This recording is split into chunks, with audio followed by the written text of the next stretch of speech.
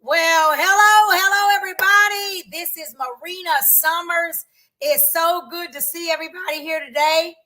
I am excited. Yes, I am. I'm very excited. Yes, I am. I'm excited to see all of you. And it has been such a wonderful year. I mean, when I say wonderful, I mean wonderful. I want to get right down to money. This is financial language. And we are talking about how money has a sound. But today we're going to talk about something very interesting: entrepreneur versus business owner. Let me share my screen with you. I want to make sure I share my screen. How many out there know that, you know what, that without God, you wouldn't have made it? How many of you know? How many of you know, without Him, I wouldn't have made it? There's no way I would have made it. No way I would have made it. So I'm going to put up my screen and I'm going to put this up. Right, here we go. There we go. Can everybody see that? I'm pretty sure you can. There it is. So everybody sees that screen, right? Sorry, I had to kind of put up everything. I want to make sure you're hearing me as well. Let's get started. Entrepreneur versus business owners. Now, this is very interesting how this thing plays. So let's talk about this. Who are you? Who are you? Who are you? Definition of entrepreneurship: it creates, innovates a new business idea. Definition of business owner: owns and operates an existing business entity, or either opens up a new one. It could be either or. The contrasting approaches is entrepreneurs willing to take big risks and pursue new opportunities.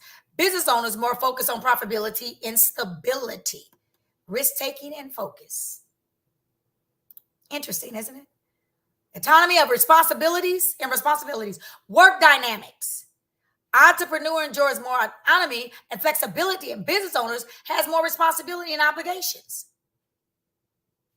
Now, let's talk about that for a minute. Just for a minute. I'll stop sharing for 1 second here because I want to make sure you understand what I'm saying when I look at the word autonomy. A right condition or self-governing. So entrepreneurship has the potential, the influence to the quality of state of being self-governing, the independence, the self-direct freedom, and the moral independence. Allows individuals to make decisions independently. When business owners are more stuck on profitability and stability. Which one are you? I don't understand why we can't be both myself. But let's move right along. I'm going to share the screen with you again. I just want to make sure we understand exactly what this means when we are giving the perception that, you know, we can only do one or the other. That's not true. No. Let's move to the next. Vision and ambition. Perspective on business goals. Entrepreneur, broad vision and higher ambition. Ambition is just your aspirations. What are your aspirations? Business owner, more realistic and practical approach. Which one are you? Business owner versus entrepreneur. Professional roles, recap of differences. Let's talk about that. Importance to understand the distinction for career decisions. Entrepreneurs and business owners are both vital in the running of a business. Both of them are vital, yet their roles differ. Sometimes we have to put on two hats, right? They're different significantly. So understanding these differences is crucial when deciding on a career path in business ownership or entrepreneurship. Let's devour against the nuisance of each role and explore the potential career of trajectories. Business owners own a business offering products and services. Profits and directively from a business, often a sole income source. Through industry, understanding the targeted market, can join an existing business or start a new one. This is a continue of our recap for entrepreneurs. Start a business based on original ideas. This is your creativity coming out of you. Seek support, funding, and material from investors or vendors. Take risks, especially with limited resources. Often support themselves through other income sources during the initial business phase. Both roles contribute uniquely to business landscape with business owners thriving. We don't thrive. We do not thrive. We strive, y'all. We don't thrive on anything. We strive on operational success. Entrepreneurs driving innovation with new ideas, understanding the distinction empowers individuals to make informed decisions aligned with their career aspirations. Your ambition. I want to stop sharing that because I want to talk about the aspirations. I want to talk about what that means. What does that mean when you hear the word aspirations? I'm just saying, your ambition and aspirations are pretty much the same word, but they're your determination, your intention, your objective, your goals, your purpose, which has a lot to do with your vision and your mission, correct? So if you don't have that in order, then how are you going to have anything in order? Money does have a sound. Money does have a language, but if you don't understand the language, then how will you hear the sound? Oops, did I say that? Yes, I did. Oops, I said that. It's important that we understand the language before we can even hear the sound. Let me share my screen with you again. I know I'm hitting some notes here. I know I'm really, kind of driving up some people. And you're probably wondering, whoa, that's what it is? That's what it is, boo. That's what it is. Let's break down some overviews here. Risk. Expose someone or something valued to danger or harm or loss. Always going to be risk. What's risk? Faith. Faith. Moving in Hebrews 11:1. Things you hope for, but you cannot see. Create. Bringing something into existence. Calling things that be not as though they are. Innovates. Make changes in something established, especially by introducing new methods. God gives us wisdom to get wealth. I'm just saying. Own and operates. Have something as one owns, possesses, or control the function of a machine or process. Still calling that thing to be not as though they are. The government will be on his shoulders, Isaiah 9:6. The dynamics, the pattern of the process of change and growth and activity. Isaiah 9:6 says it all for me. When I'm building my entrepreneur, my creativity, my innovate, my risk, I'm putting the idea on God's shoulders. I'm putting the idea in his hand. Why? Because I'm looking for profitability and stability, baby. My ambition, desire, determination. If I delight myself in him, then he will give me the desires of my heart. Achieve excess, strong desire to do or achieve something typically requires determination and hard work. He gives us riches, but he adds no sorrow. I'm a firm believer if there's sorrow in any type of business that you have, then guess what? It's not my portion. It's not my testimony. I want my mountain. I want my portion. Who are you? Do you hear the sound? Do you understand the language? Because if you do, then you know exactly what it is you're supposed to do. You know exactly where it is you're supposed to go. I love some of the things that Warren Buffett says about business. Yeah, I listen to him. I do. It's important that we understand the world. We're not in the world. We're not of this world, but we are in the world.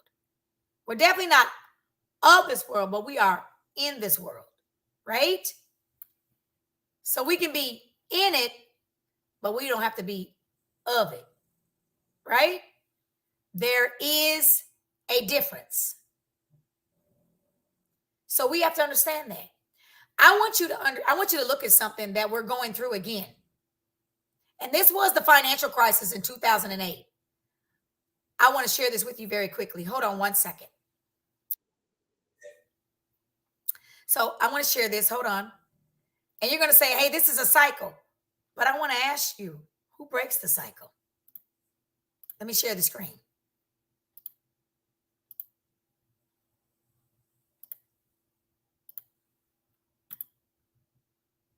Let me share this with you right now. Where am I at? Where am I at? Where am I at? It was right here. Hold on one second. Because I want to make sure you get all of this. Because how many of you know 2008 was rough for everybody? For everybody. And I just want you to hear what is actually being said on the worst day of Wall Street. Here we go. I think I got it now, guys. And I just want you to hear. Here we go. Since the crash of 1987. The Dow traders are standing there watching in amazement. I don't blame them. We're now down 43%. Almost everything there completely wiped out. And the NASDAQ, everything and more has been completely wiped out. Let's talk about the speed with which we are watching this market deteriorate. Can I get you to speak a little to him? Yeah, 1 billion, 2 billion, 3 billion. You can imagine the American economy is an economic train moving down a track that has no ending. And it picks up cargo and passengers as we go along. There's 330 million of us now, and there were only 4 million in 1790. And our farms are incredibly more productive, and we have 75 million houses, and we had a few huts then, and we have great universities and all of these things. So we're just constantly moving more and more cargo and passengers along. And occasionally that train is going to get derailed. In 2008, you had something close to a bubble in home real estate. 50 million people had mortgages roughly at that time out of 75 million homeowners. When that bubble burst, it hit home to probably 40% of the households in the country, these people that had mortgages on their houses. And fear spread in the month of September 2008 at a rate that was like a tsunami. Who do you hold responsible for that? Bubbles are always hard to ascertain the originators of it. There really aren't any originators. Everybody got caught in. Some were foolish, some were crooked, some were both.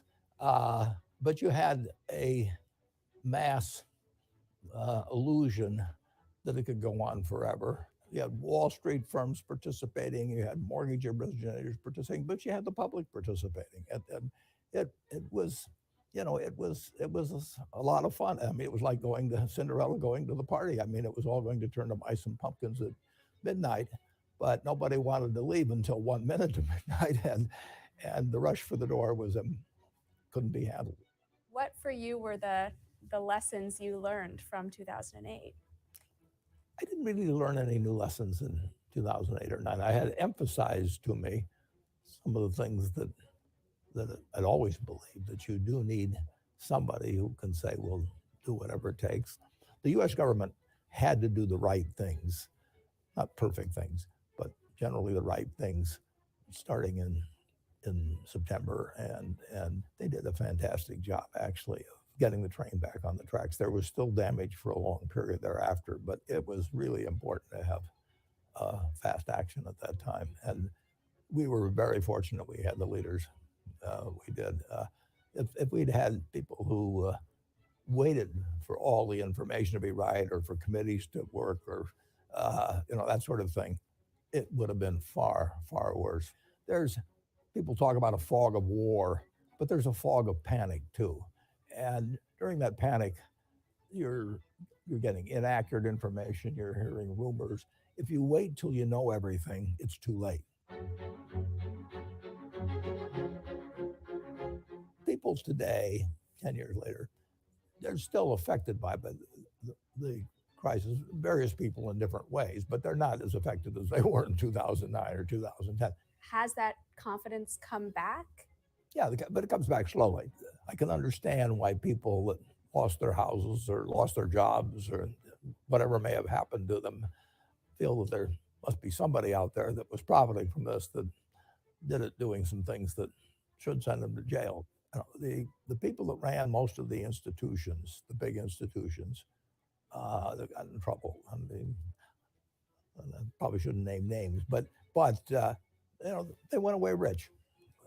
They may have been disgraced to some degree, but they went away rich. So I don't think the incentive system has been improved a lot from what it was 10 years ago.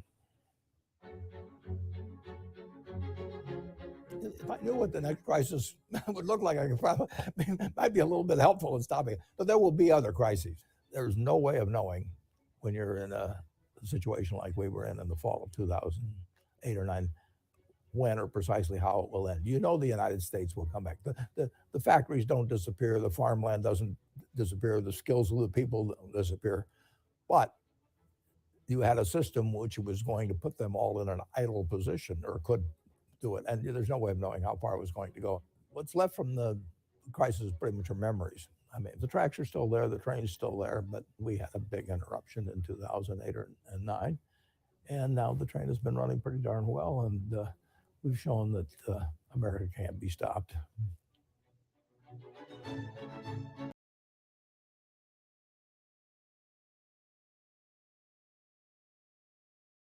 This was over 10 years ago when he released this. 10 years ago when he released this. It's 10 years later. So let's do some counting here. 2008, 9, 10, 11, 12, 13, 14, 15, 16, 17, 18, 19, 20. What was it? 12 years later? 8, 9, 10, 11, 12, 13, 14, 15, 16, 17, 18, 19, 20. Started in 20 when we hit this next crisis. So 12 years later, here we are. It was 10 years later when he released that statement, 2018. And he said that our incentive system has not changed at all. And some people walked away rich that really should have walked away broke and got themselves in trouble. Ladies and gentlemen, we are back there again. And we got to know who we are. Because we are the only ones that can take a stand and stop it. By knowing, are you an entrepreneur? Are you a business owner? Why can't you be both? Listen, this is financial language. I'm Marina Summers. I'm so glad that I can share this with you today. It has been, the most important time of my day. And I'm so glad that you're here to listen to what is being said. But know this, the government has to be on God's shoulders. So when you're building your businesses and you're saying, hey, you know what, Marina? I'm ready to make sure your system is on God's shoulders. And it's not for the love of money. It's for the love of the kingdom. You're advancing something. You have no idea how it's going to turn out. But you just know that risk equals faith. And you got to leap in that action. So it's good to talk to you today. Hey, be blessed and know that financial language, money has a sound, but you must understand the language.